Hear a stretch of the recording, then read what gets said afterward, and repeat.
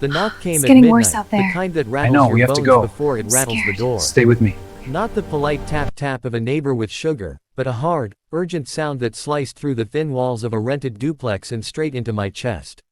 I woke up already panicking, heart racing like I'd missed something important, like life had slipped a gear while I slept. In the next room, my daughter coughed in her sleep, a dry, exhausted sound that had become the background noise of our nights.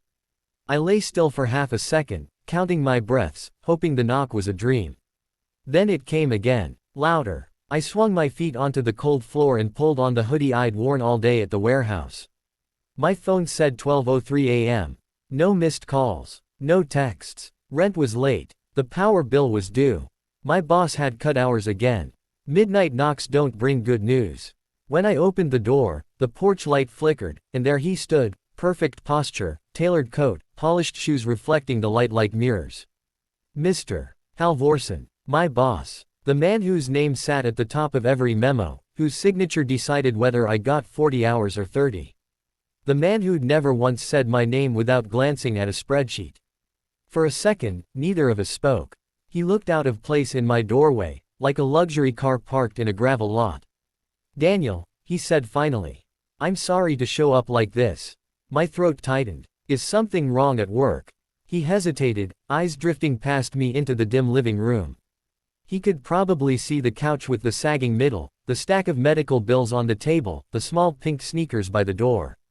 He cleared his throat. "May I come in?" I stepped aside. Kindness is a reflex when you don't have much else to give.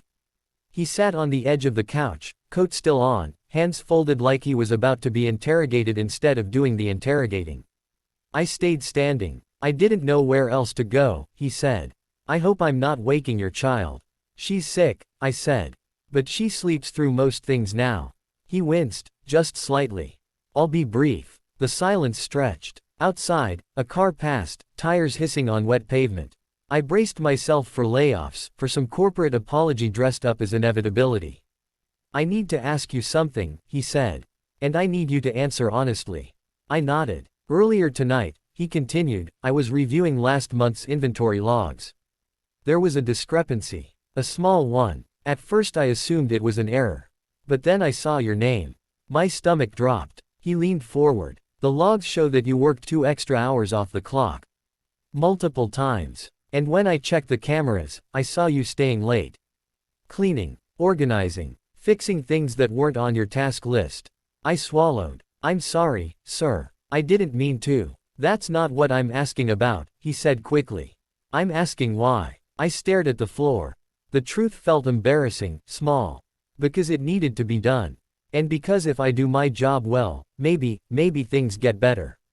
He studied me for a long moment. Then he said, "Say that again." "While you look at me." I looked up. His eyes were sharp, but not unkind. I said, "It needed to be done," I repeated. "And I don't mind helping. I know my hours got cut. I just figured, I could still do my part." He leaned back, exhaled slowly. "Do you know why I came here tonight?" I shook my head. "Because earlier this evening," he said, "my son called me.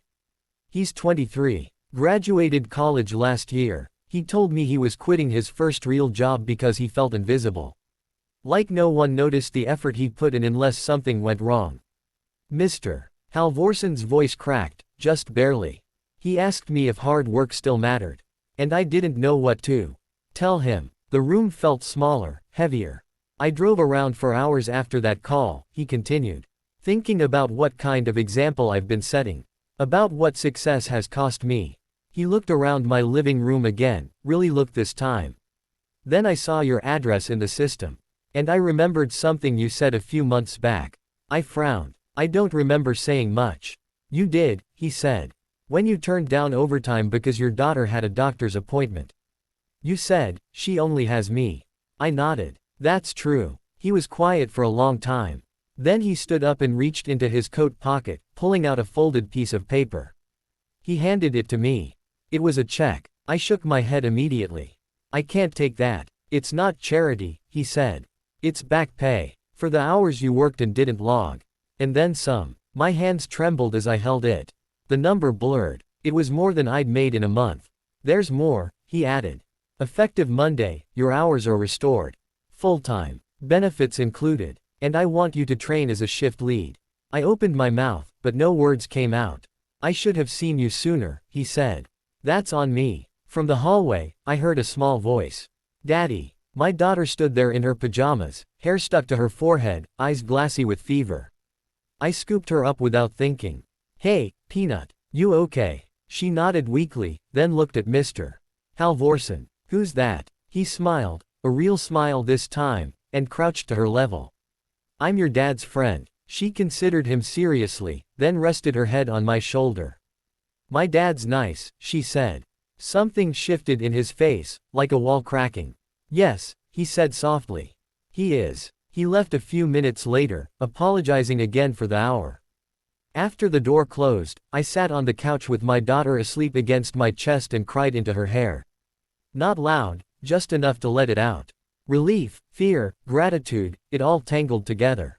The next morning, I took her to the clinic with that check folded carefully in my wallet. The doctor adjusted her medication. She smiled more that day. Weeks passed. Life didn't become perfect, but it became possible. I worked hard, logged my hours, trained new hires. I learned that leadership wasn't about barking orders, it was about noticing people. One evening, months later, Mr. Halvorsen stopped by my station. My son stayed at his job, he said. He says his boss finally started listening. I smiled. That's good. He nodded. Thank you. For what? I almost asked. But I knew. Kindness doesn't always announce itself. Sometimes it works quietly, off the clock, in the spaces no one thinks to look.